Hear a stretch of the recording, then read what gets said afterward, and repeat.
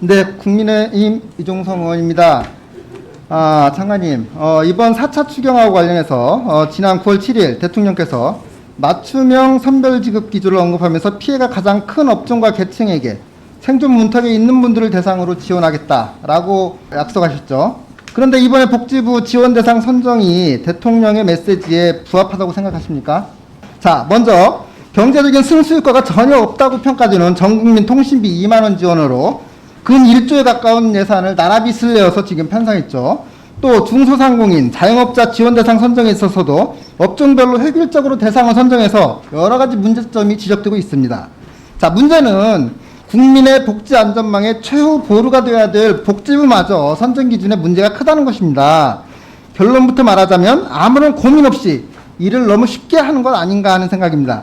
자, 이번에 긴급 생계 지원으로 3,500억 편성했지만 대상 가구별 특성은 전혀 고려하지 않고 무조건 소득 재산 기준으로 거기에 공적 이전 소득이 한 푼도 없어야 받을 수 있도록 되어 있습니다. 이 공적 이전 소득이 한 푼도 없어야 받을 수 있다는 것은 기준도 애매모호해요. 장관이 이 기준이 뭔지 알고나 계시는지 모르겠어요. 거기에 아동양육 한시 지원을 1조가량 편성했는데 초등학생 이하 아동이 있는 가정에 일률적으로 지원하도록 되어 있습니다. 학부모의 돌봄 부담 완화 차원이라고 그랬는데 이번에 코로나 사태로 돌봄 공백이 가장 큰 가정이 바로 청소년 발달장애인 가정이라고 제가 얼마나 강조를 했어요. 전문형 검토 보고서에서도 지적이 돼 있어요. 초등학생뿐만 아니라 중고생들도 돌봄에 양육에 문제가 있다. 또한 이번에 화두가 된 독감 무료 접종 대상자 문제도 마찬가지입니다. 나이를 기준으로 일률적으로 대상자를 정해서 거기에 임신부만 추가했죠. 자, 나이는 13세에서 18세로 65세에서 62세로 500만 명 확대했다고 했는데, 자, 이 18세, 62세 과학적 기준이 있습니까? 단순하게 예산에 맞춰가지고 계산기에서 나온 숫자 아니에요? 자, 61세하고 62세하고 어떻게 달라요? 62세가 되면 갑자기 면역력이 저하됩니까? 지금 AI 인공지능 시대에 복지부는 계산기로 일하고 있는 겁니다. 이렇게 계산기로 두들겨갖고 대상자 선정하라고 그러면은 초등학생도 할 수 있어요. 대통령의 메시지 취지대로라면은 장애인 가구, 기초생활수급자 가구 등 취약계층을 먼저 대상에 포함시켜야 되는 거 아니에요. 특히나 장애인들 같은 경우는 보건의료서비스 취약계층으로 분류되고 있어요. 지난 9일날 정은경 청장이 브리핑에서 코로나19와 독감 동시감염 사례가 있으니까 만성질환자, 기저질환자 접종 권고하셨죠. 질병관리청 소관업무에서 복지부하고 업무 연계가 전혀 안 되나요? 자, 19세 이상 61세 이하 장애 인구가 한 100만 명 정도밖에 안 돼요. 질병관리본부로부터 확인한 백신 조달 단가가 한 8,900원, 90억도 안 되는 돈입니다. 자, 우리 당 원내대표님께서 민심 달래기용 전국민 통신비 지원 대신에 전국민 무료 접종해주자고 제안하신 바 있습니다. 질병관리청장 의견대로라면은 최소한 코로나가 유행하는 시기 동안이라도 전국민 무료 백신 지원해야 된다고 생각되는데 장관님 어떻게 생각하시는지 궁금하고요. 자, 존스 홉킨스 하버드대학교 등의 연구에 의하면은 인플루엔자 접종률이 10% 증가할수록 코로나19 사망률이 28% 감소하는 것으로 보고서가 나와 있습니다. 정부가 좀 전향적으로 검토해 주시기 바라고요. 이런 점들을 종합해 볼 때 서두에 말했듯이 복지부가 일을 너무 편하게 한다. 그야말로 복지부동이라는 생각이 듭니다. 복지부가 일을 안 하는 것인지 못하는 것인지 모르겠습니다만 지난 대정부 질의에서 몇몇 의원님들이 지적한 바와 같이 이제 사회보장제도를 종합적으로 운영하기 위해서는 소득 파악, 인프라 구축이 절실합니다. 국민들의 실제 소득 구조를 적시에 파악할 수 있어야 바로 사회보험 운영의 기반이 되는 것이죠.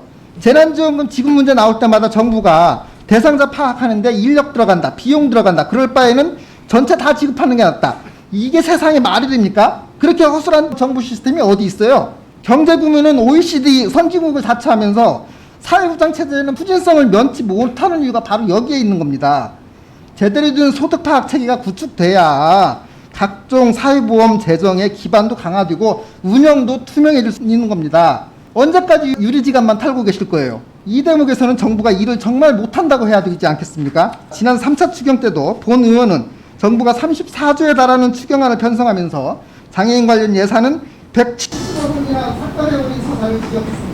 그런데 이번 4차 추경에서도 장애인 관련 예산은 한 푼도 편성하지 않았습니다.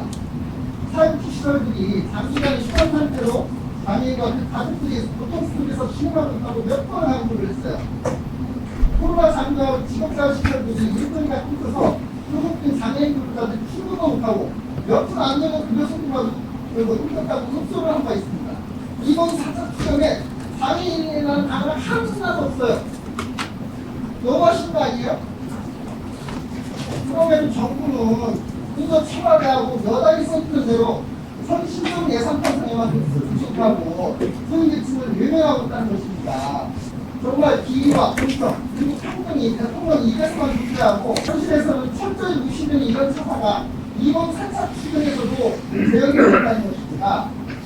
정말 대통령의 메시지대로 피해에 따른 맞춤형 선별지구로 피해가 가장 큰 계층에게 이루어지기 위한 정부의 어떤 적극적인 자세를 요구하는 바입니다. 예, 의원님이 말씀하신 취약계층 중심으로 말씀하셨는데요. 저희도 전적 동의를 합니다. 다만 방역 차원에서 볼 때는 장애인이 취약계층이라고 이렇게 분류하는 것은 오히려 장애인에 대한 차별입니다.